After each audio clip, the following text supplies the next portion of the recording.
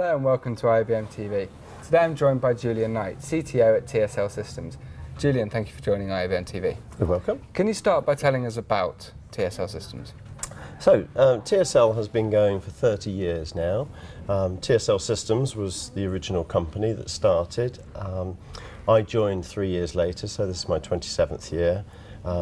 We now have a systems and a product company. We're global.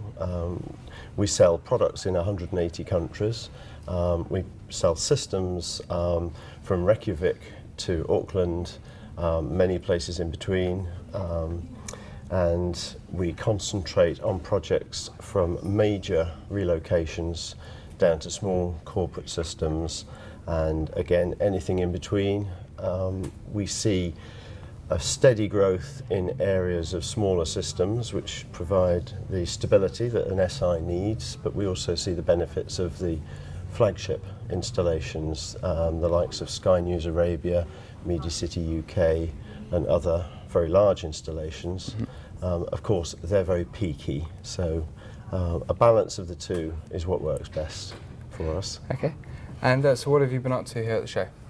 So this year, IBC 2016, we have new services, or we are launching increased services in the area such as life cycle services, where we take you through from consultancy, project management, systems integration, and into the long tail, which is the life cycle services, support, training, and just warranty, care, etc., which seems to be an increasing part of the SI's role these days.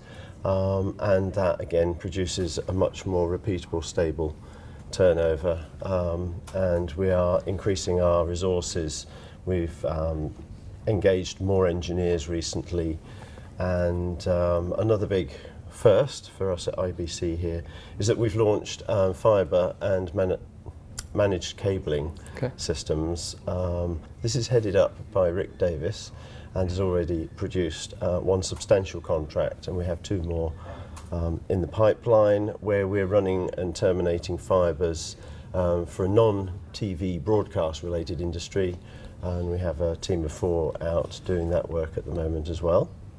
So it's interesting they said a non-TV broadcast company. I've noticed whilst talking to people here at the show, there are a lot more industries now coming together. So the gaming industry, for example, and everyone seems to be coming together now that I suppose it's not just the broadcast and the camera, it's across all of media really, isn't it? So what are some of the challenges that you find within your part of the industry, and what do TSL Systems do to overcome some of these challenges? Okay, so we have a client who asked us to do event spaces, and we need to get up to speed with AV systems and the automation behind them. Interestingly, AV systems for these event spaces employ a large amount of broadcast technology, strangely. But that's allowed us to increase our knowledge, get trained on additional product ranges.